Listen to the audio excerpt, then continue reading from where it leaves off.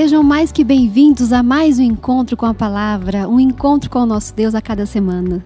Estamos juntos mais uma vez para o nosso bate-papo de hoje. Continuamos com o estudo desse trimestre, Vida, Morte e Eternidade. E o nosso tema de hoje é As Chamas do Inferno. Vamos ver o que esse tema, que parece um tanto assustador, quer nos dizer hoje. Mas antes de começarmos, vamos convidar o nosso Deus para estar conosco.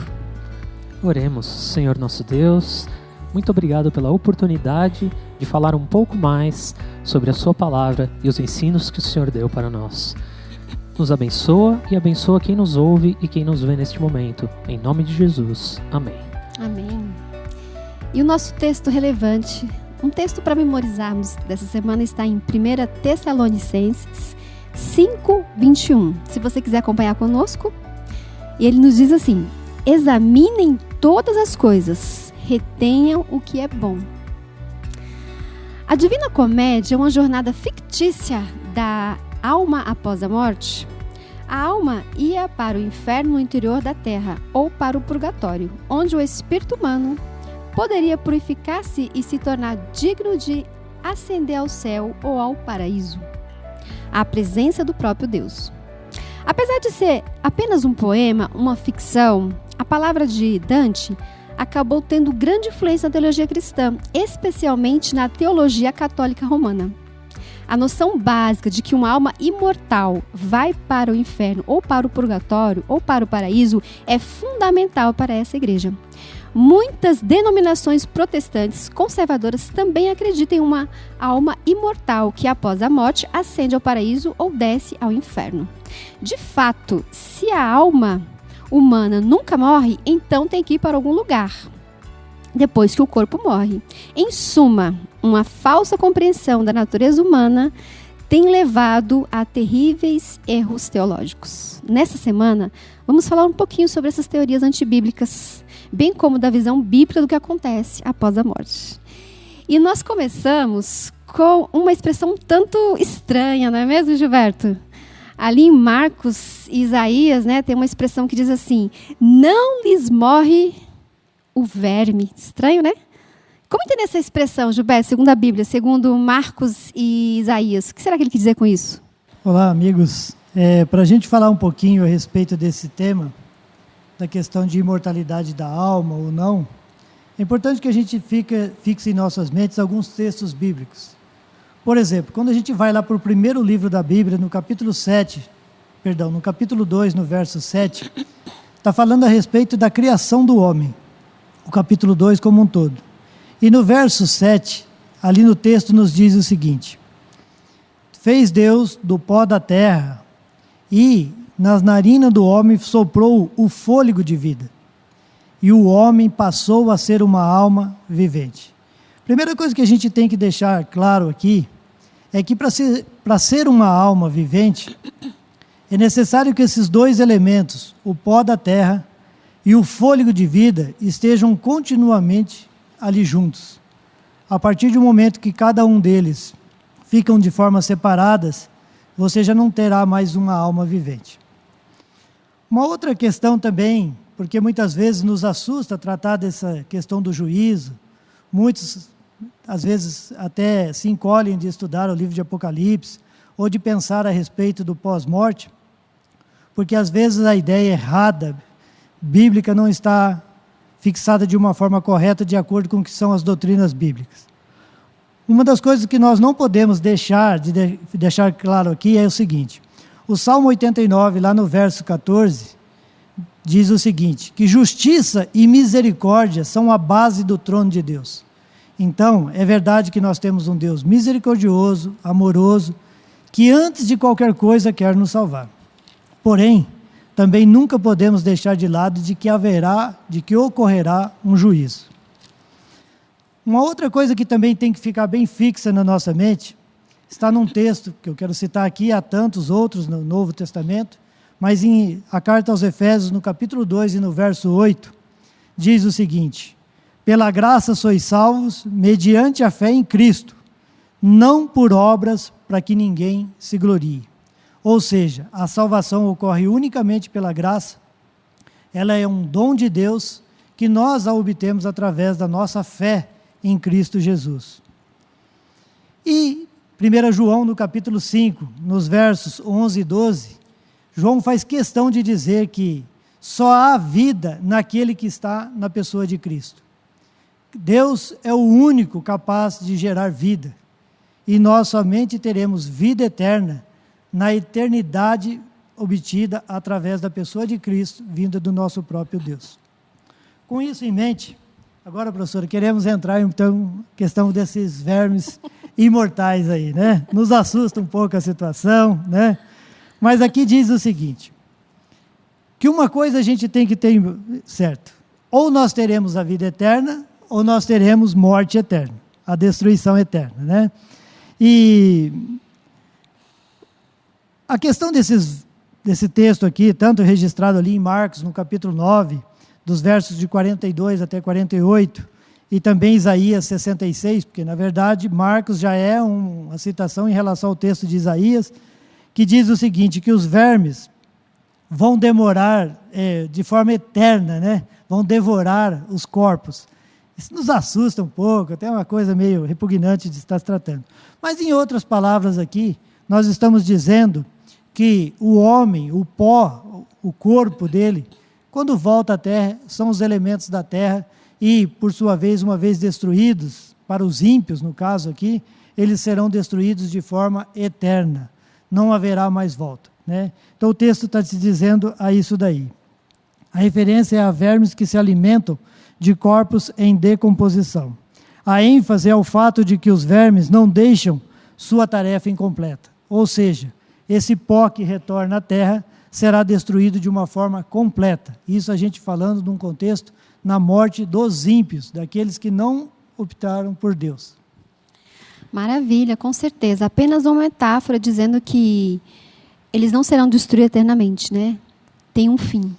E um padre católico, ele ilustrou o tormento eterno por meio de uma grande bola de fogo sólida, maior que os céus e a terra. Um pássaro vem uma vez a cada 100 milhões de anos e toca a grande bola de ferro com uma pena de sua asa. O autor argumenta que o tormento dos pecadores no inferno continua mesmo depois de a bola de ferro ser desgastada por esses toques ocasionais das penas. O triste é que muitos protestantes acreditam que isso acontece com os perdidos. Meu Deus! Já imaginou se isso acontecesse? Ia ser um sofrimento eterno, né? Uma grande tristeza, e nós conhecemos o nosso Deus e sabemos que Ele não tem prazer na morte do ímpio, muito menos no sofrimento. E então, ali, Malaquias e Judas, eles nos ajudam a entender melhor essa noção de fogo eterno. Não é mesmo, Daniel? Como eles nos ajudam a entender esse fogo eterno? É eterno mesmo? Como é que é? Olá para você. Agora há pouco o Gilberto colocou muito bem os princípios em que nós, adventistas do sétimo dia, acreditamos e que são princípios que estão na Bíblia. E a partir deste momento nós vamos começar a entender um pouco mais o que a Bíblia diz sobre alguns conceitos que nós consideramos que não estão corretamente explicados na Bíblia, que não são conceitos bíblicos que nós acreditamos como adventistas do sétimo dia. E um deles é o conceito das chamas do inferno eterno, que a gente já começou a tratar agora há pouco, falando sobre os vermes que nunca morrem, né? E me permitem apenas ler duas passagens bíblicas que começam a mostrar para a gente que algumas crenças que estão enraizadas e que vêm de milênios não são bem assim. E uma delas está em Judas, capítulo 1, versículo 7. Assim como Sodoma e Gomorra e as cidades vizinhas foram postas por exemplo, sofrendo a pena do fogo eterno. Olha que interessante. A gente pode fazer um exercício. Vamos fazer uma viagem até ali o Oriente Médio? Vamos ver Sodoma e Gomorra queimando hoje? Eu acho que se a gente for lá, ela vai estar queimando. Está escrito aqui, né? Sofrendo a pena do fogo eterno. Ou seja, vamos fazer uma viagem turística e vamos ver os fogos em Sodoma e Gomorra até hoje. E aí, outra passagem já em Malaquias, no Velho Testamento, que diz: pois eis que vem o dia e arde como fornalha, todos os soberbos e todos os que cometem perversidade serão como restolho, e o dia que vem os abrasará, diz o Senhor dos Exércitos, de sorte que não lhes deixará nem raiz nem ramo. Olha, agora a gente já começa a chegar numa compreensão um pouquinho melhor do fogo eterno, né? Não significa que vai durar para sempre. Não. significa que será algo definitivo, a erradicação do mal, e não a perpetuação do castigo de que alguém foi mal vai continuar durando para sempre. Professor, até contribuindo um pouquinho, seria até de forma assim, injusta, né, um castigo por toda uma eternidade relacionado a um período de vida tão curto que é a nossa vida, 70, 80 anos neste mundo, né? Imagine em função de uma vida de 70, 80 anos, depois você ficar num sofrimento eterno, né? Sem contar também que a gente tem que ter sempre em mente que todas as vezes que a gente utilizar esse termo de eternidade, ele é inerente unicamente a Deus. E nós viveremos a eternidade porque a vida de Cristo, que é eterno, estará implantada em nós. Então, a nossa eternidade depende da eternidade de Deus, né? E um Deus de amor e um Deus de misericórdia, como registrado na palavra de Deus, não vai deixar um sofrimento, né, se espalhando por tantos anos e anos e anos intermináveis, né? A gente não consegue ver espaço na palavra de Deus para esse tipo de sofrimento. Com certeza, né? Além de tudo, né, toda a vida deriva de Deus, né? Ali em Salmos, Deuteronômio fala bem isso, né? Que não tem prazer na morte do ímpio.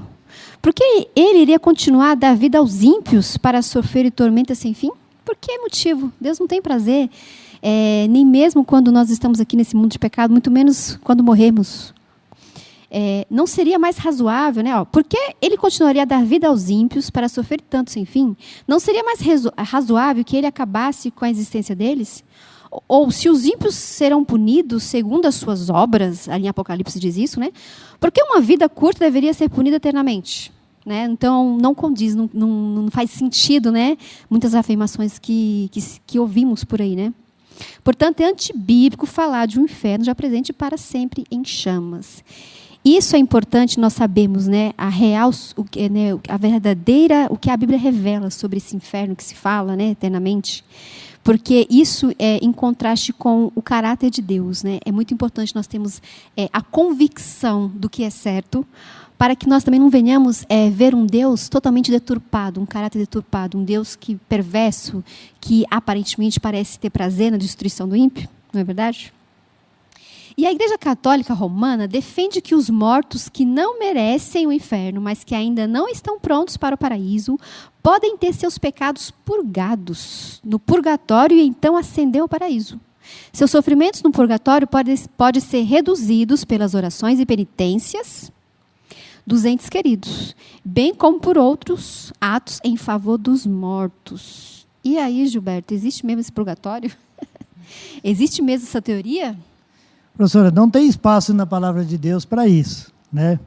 Eu quero até ler aqui para os irmãos que nos assistem um texto bíblico que está em Eclesiastes, no capítulo 9, versos 5 e 6, né?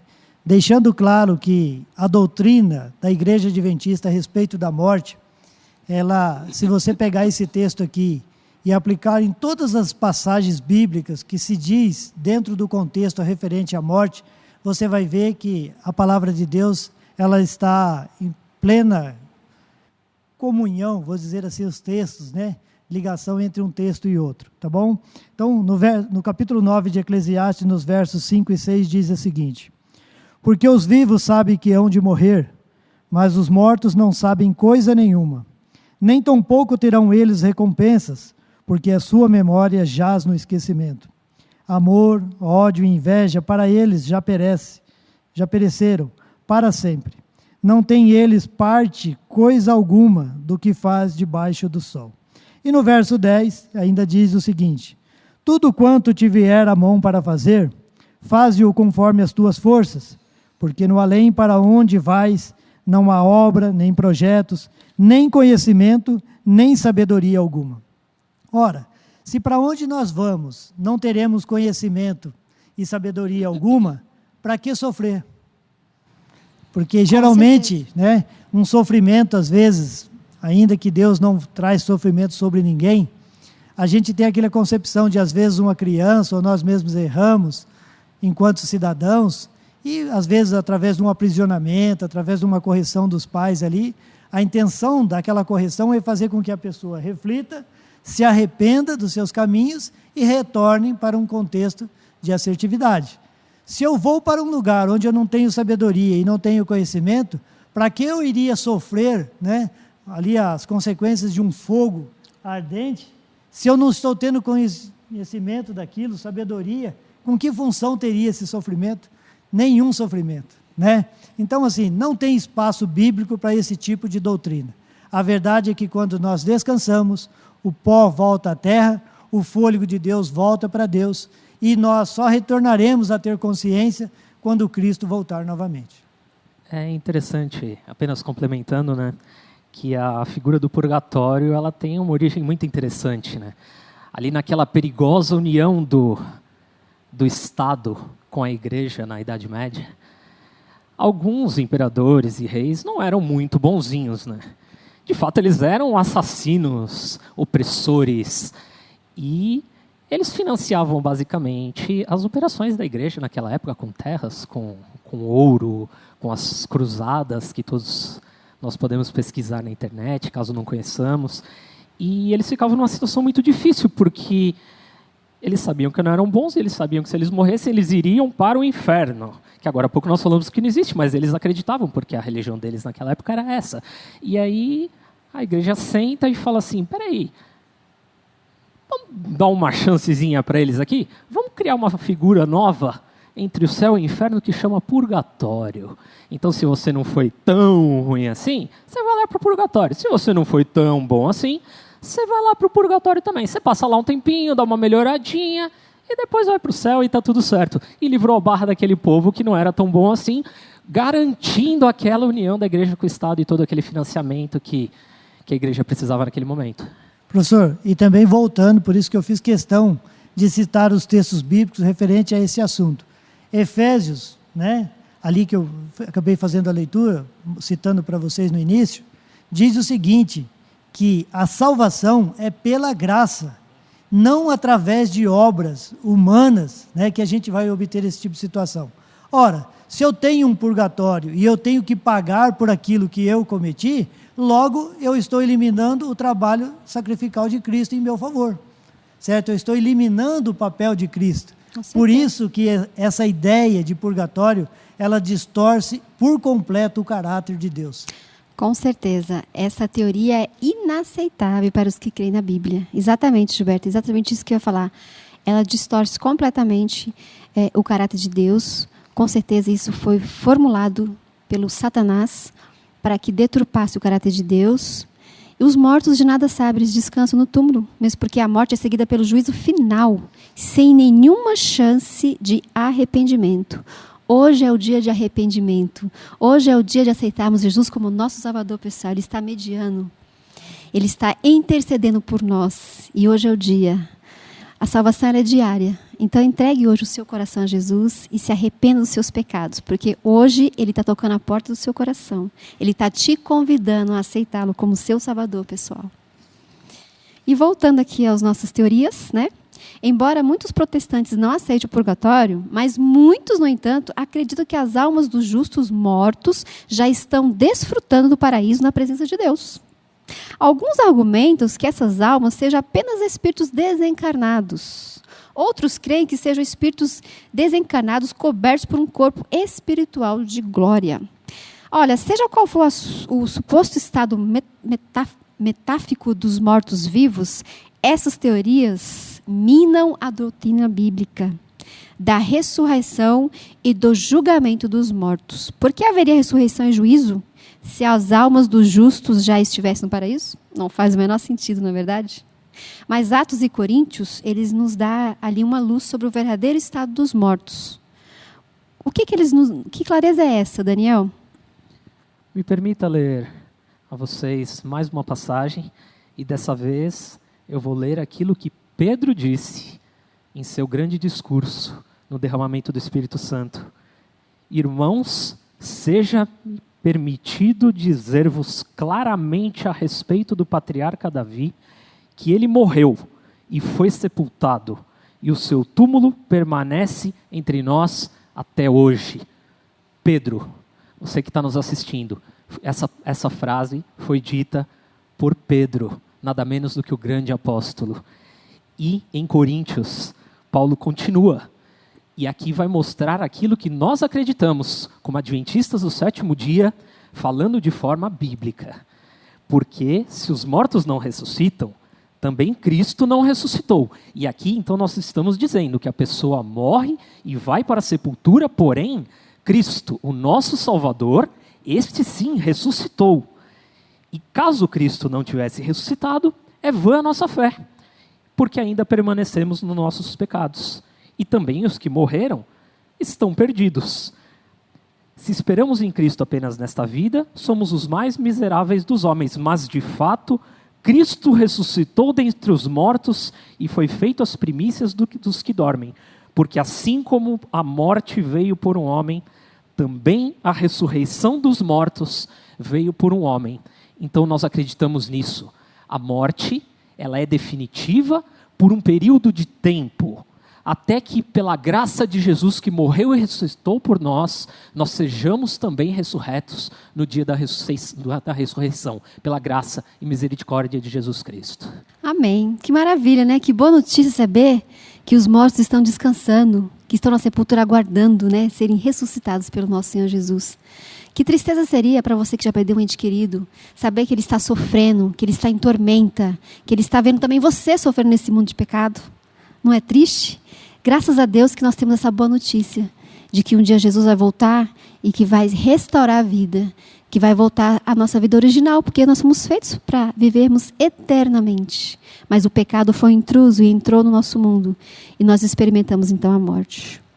Gilberto, por que João limita a vida eterna aos que estão em Cristo? Em Romanos 6:23 diz o seguinte: o salário do pecado é a morte, mas o dom gratuito de Deus é a vida eterna em Cristo Jesus. E a gente às vezes tem um conceito errado de que pecado é algo que eu nasço ali bonzinho, numa criança simples, e depois eu vou crescendo nos meus desvaneios da fé, nas minhas ausências de confiança em Deus, então eu vou cometendo pecado, e por isso eu sou digno de ser chamado de pecador, vamos dizer assim. Mas Romanos, no capítulo 3, ele diz o seguinte, Paulo diz o seguinte: não há um justo sequer. E também o profeta lá no Antigo Testamento, ele disse assim, em pecado me concedeu a minha mãe. A verdade é que a natureza de nossos primeiros pais, a partir do pecado, ela já é implantada em nós, antes mesmo de qualquer ação nossa. Logo, se existe um título que todo ser humano, que já nasceu e que ainda irá nascer nessa terra, antes da volta do retorno de Cristo, porque ele já veio uma vez, todos nós somos pecadores. Logo, carecemos da graça libertadora de Cristo no nosso lugar, né? E a gente tem que entender que essa vida eterna é um dom de Deus. Não é merecimento do homem, por mais bem esforçados que sejamos, né? A verdade é que nessa caminhada com Cristo, né, eu gosto muito de um texto que Paulo fala, que haja em vocês, ou que tenham em vocês, o mesmo pensamento que havia em Cristo Jesus. Essa é a natureza dele que vai me transformando, me faz interessados nos meus semelhantes, capaz de exercer algo que humanamente por mim eu jamais faria, no caso até mesmo o perdão, né? Então essa natureza de Cristo, esse dom, quando eu acredito no sacrifício de Cristo, aceito, né? E aí a palavra de Deus nos diz o seguinte, que aquele que crer em Cristo, ainda que morra, viverá, né? Essa é uma coisa maravilhosa. E o texto ali de João, de 1 João, no capítulo 5, que eu falei inicialmente, fala muito bem claro. Só haverá vida se Cristo estiver presente. Se nós não estamos nele, ainda que estejamos com esse corpo físico vivo, neste momento, mas a verdade é que ligeiramente descemos para o caminho da sepultura, e dali só sairemos para a destruição eterna, certo? Mas se estamos nele, também não temos nada que temer, porque nele nós seremos mais do que vencedores. Há alegria no coração. Quero até compartilhar aqui com vocês. Há menos de um mês eu perdi minha mãezinha querida. Mas eu estou triste pelo não ter ela mais aqui presente com a gente. mas a alegria que Deus coloca no meu coração, de saber que Ele vai resolver o problema dela e o meu, me faz estar aqui hoje contente, alegre, feliz e com uma esperança, professora, que só tem aqueles que desfrutam da amizade e de uma caminhada com Cristo.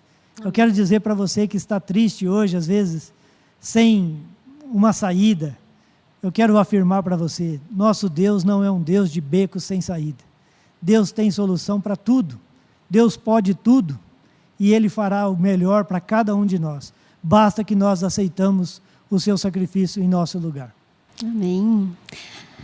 Essa vida eterna, ela está limitada àqueles que estão em Cristo, especialmente porque só Cristo é o caminho, a verdade e a vida. Nós perdemos a nossa eternidade quando nós pecamos. E Jesus veio restaurar isso. Estar em Cristo é aceitá-lo como seu Salvador pessoal, dia após dia. É aceitar esse sacrifício que Ele fez. Se somente você tivesse pecado, Ele teria vindo morrer por você. E é maravilhoso que ali em Romanos 5, 12 e 21 diz assim: assim como por um só homem entrou o pecado no mundo, e pelo pecado veio a morte, também por um só homem, Jesus Cristo, o dom da vida eterna, se tornou acessível a todos. Todo aquele que aceitar tem direito a essa nova chance, a essa vida eterna restaurada que está em Cristo Jesus, que só Ele pode nos dar, que só Ele pode devolver para nós. O poema de Dante, Daniel, a Divina Comédia, ajudou a consolidar falsos ensinos sobre o que acontece com a alma após a morte. Que outras ideias não cristãs influenciam o pensamento cristão? E como podemos nos proteger dessas ideias não cristãs, não bíblicas? É interessante que o poema de Dante, na época em que ele foi escrito, ali perto de 1300 depois de Cristo, que foi um poema póstumo, publicado, porém foi escrito por ele, foi publicado na língua, num dialeto pré-italiano moderno que nós conhecemos hoje, né? E tudo era escrito em latim naquela época, justamente para que as pessoas não tivessem acesso a muita informação e não fizessem muitos questionamentos. Mas quando a Divina Comédia saiu, inclusive não foi muito bem aceita na época pelas grandes autoridades e pelas pessoas mais influentes, porque justamente mostrava para as pessoas mais comuns, e as pessoas mais comuns tiveram acesso, ele mostrava todas essas ideias que algumas igrejas e que a igreja predominante na época acreditava do inferno, do purgatório, do céu. E esse poema conta a história de uma peregrinação do poeta por todas essas esferas. E é muito interessante que quando ele chega numa esfera do céu, se eu não me engano, a sexta esfera do céu, depois se você tiver curiosidade, pode também pesquisar, é uma esfera da justiça que fica no planeta de Júpiter. E adivinha quem o poeta encontra nessa esfera do céu? Davi. Peraí, mas na Bíblia está escrito que Davi estava na sepultura. Em Atos, capítulo 2, verso 34, está escrito assim: porque Davi não subiu aos céus. E quem escreveu isso foi Pedro, o formador da igreja dominante na época. E ele escreve que encontrou Davi nos céus. Peraí, tem coisa errada aqui, fake news de Dante. Pronto, agora a gente chegou na nossa época. Nós estamos na época das fake news. E nós somos bombardeados por teorias erradas e muitas vezes elas são bonitas e são fáceis de aceitar. São coisas boas. Às vezes é salvação pelas obras. Oh, que beleza. Eu vou dar minha oferta, eu vou fazer o bem, eu vou fazer isso e aquilo. Uma vez salvo, salvo para sempre. Só o amor basta, indo na esfera contrária da salvação pelas obras. Teologias da prosperidade, que eu chamo dos tel-coaches. É tudo tão fácil, é tudo tão tranquilo para a gente nos dias de hoje, né, que parece que a gente não precisa mais do céu e nem do sacrifício de Jesus por nós. Então eu falo a você, pesquise, busque, não acredite apenas naquilo que nós estamos falando, vá na palavra de Deus. Aqui tem tudo o que você precisa para você saber qual é a verdade, qual é a nossa história, de onde viemos, para onde vamos, quem é o nosso Salvador, quem é o nosso Jesus Redentor. Com certeza, como o nosso Deus é maravilhoso, como o nosso Deus é misericordioso, como o nosso Deus é cheio de graça para conosco. Deixou a maior boa notícia, deixou as maiores boas novas, que é a sua palavra. Ali tem tudo para nós, ali tem o roteiro para seguirmos, especialmente sobre a morte. Que nós sabemos, estudando a sua Bíblia, nós podemos saber tudo sobre a morte. Nós só precisamos analisá-la e seguir tudo que Ele deixou para nós. Que tudo que Ele revelou para nós é verdade, especialmente sobre a morte. E eu vou terminar com esse verso que, para mim, é um dos versos de maior esperança que o ser humano pode ter.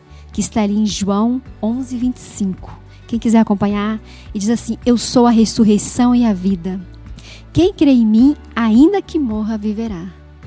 Essa é a maior boa notícia que você pode ter. Você estando em Cristo, mesmo que você venha morrer, você vai viver quando Jesus voltar, porque essa é a sua promessa. Essa é a certeza que Ele deixou para aqueles que o amam, para aqueles que aceitam aquele sacrifício que Ele fez lá na cruz do Calvário.